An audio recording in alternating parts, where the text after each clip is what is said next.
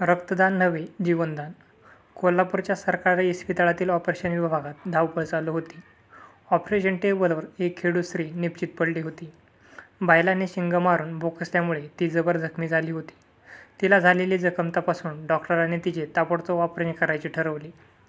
त्या बेशुद्ध स्त्रीच्या जखमेतून बरेच रक्त गेले होते.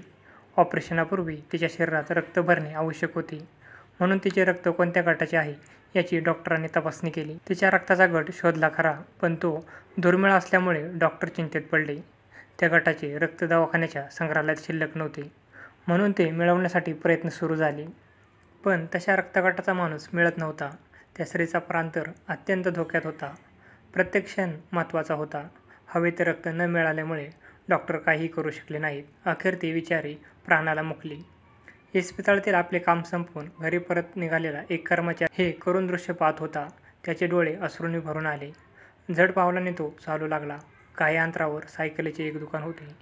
घरी परत जाताना त्या दुकानात थोडा वेळ थांबायचा आणि तेथील मित्रांशी 4 गोष्टी करून पुढे जायचा, असा त्याचा शिरस्ता होता. नेहमीसारखाच आज तो दुकानात गेला. त्याचा चेहरा गंभीर आणि कष्टी दिसत होता. इस्पितळात घडलेला सारा प्रसंग त्यांनी आपल्या मित्रांना सांगितला. ती हकीकत ऐकून त्या तरुणांना फार दुःख झाले. जबर जखमी झालेल्या किंवा गंभीर आजारात झालेल्या माणसाला वेळेवर रक्त देणे आवश्यक असते हे त्यांना माहीत होते. ते महाविद्यालयात शिकत होते तेव्हाची त्यांना आठवण झाली. एका प्रसिद्ध डॉक्टरांचे भाषण त्यांनी ऐकले होते. ते डॉक्टर म्हणाले होते, विद्यार्थी मित्रांनो, तुम्ही रक्तदान करण्यासाठी पुढे झालं पाहिजे.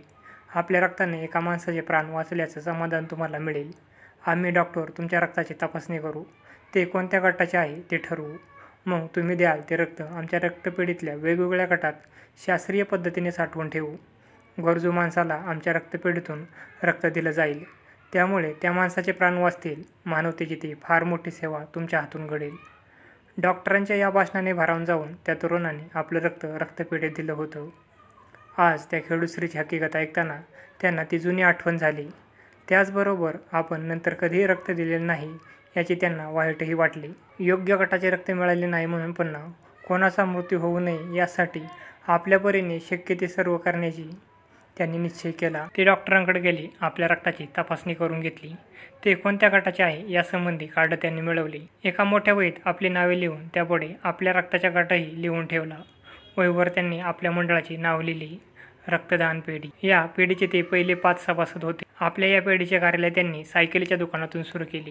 या रक्तदान पेढीची माहिती शहरातील प्रमुख इस्पितळांच्या डॉक्टरांना भेटून त्यांनी दिली. जेव्हा गरज पडेल तेव्हा बोलवा, आपण आनंदाने रक्त देऊ, असे त्यांनी डॉक्टरांना म्हणाले. एके दिवशी एका इस्पितळातून निरोप आला, रक्ताची गरज आहे, तातडीने या. त्या 5ही जणांनी इस्पितळाकडे धाव घेतली. हव्या असलेल्या रक्तगटाच्या तरुणाने आपले रक्त दिले आणि इस्पितळातील त्या तरुणाचे प्राण वाचवले. त्या रुग्णाच्या नातलगाने त्यांना आभार तर मानलेच, पण त्या तरुणांना पैसेही देऊ केले. त्यांनी ते पैसे घेण्याचे नम्रपणे नाकारले. एक जीव वाचल्याच्या असीम आनंदाने ती परतली. त्या तरुणांची ती एक जणू चालती बोलती रक्तपेढी होती. ना मोटारगाडी, ना यंत्रे, ना रक्त साठवण्याच्या खास बाटल्या, ना कोणी नोकर, ना हाक मारायला अवकाश. ते तरुण रक्त देण्यासाठी धावू लागले. त्यांच्या या विनामूल्य सेवेचा प्रभाव पडून इतरही बरेच तरुण त्यांच्या कार्यात सहभागी होऊ लागले. त्या सभासदात भिन्न भिन्न रक्तगटाची मुले तर होतीच, पण काही अतिशय दुर्मिळ रक्तगटाचीही मुले होती. त्यामुळे गरजेला वाटेल त्या गटाचे रक्त या पेढीच्या सभासदांकडून मिळू लागले. एकदा कोल्हापूर नजीकच्या पन्हाळा मोटार व रिक्षा यांची टक्कर झाली. रिक्षाचा ड्रायव्हर गंभीर जखमी झाला. त्याला जवळच्या इस्पितळात दाखल करण्यात आले, पण तिथे त्याच्यासाठी हव्या असलेल्या गटाचे रक्त नव्हते. तिथल्या एका कर्मचाऱ्याला कोल्हापुरातील या रक्तपेढीची ऐकीव माहिती होती. ताबडतोब तिकडे निरोप धाडण्यात आला. हव्या असलेल्या रक्तगटाचा एक विद्यार्थी पेढीचा सभासद होता. तो तातडीने त्या इस्पितळात गेला आणि त्याने रक्तदान केले. रिक्षाच्या ड्रायव्हरचे प्राण वाचले. रक्तदान पेढीचे सभासद रक्त घेणाऱ्याकडून फक्त प्रवास खर्चापुरतेच पैसे स्वीकारत, पण त्या रिक्षा ड्रायव्हरची अडचणीची परिस्थिती पाहून त्या तरुणाने तेही पैसे घेतले नाही. रक्त देणे म्हणजे आजाऱ्याला प्राणाचे दानच करण्यासारखे आहे. रक्ताचे गट होतात ते त्याच्या गुणधर्मावरून.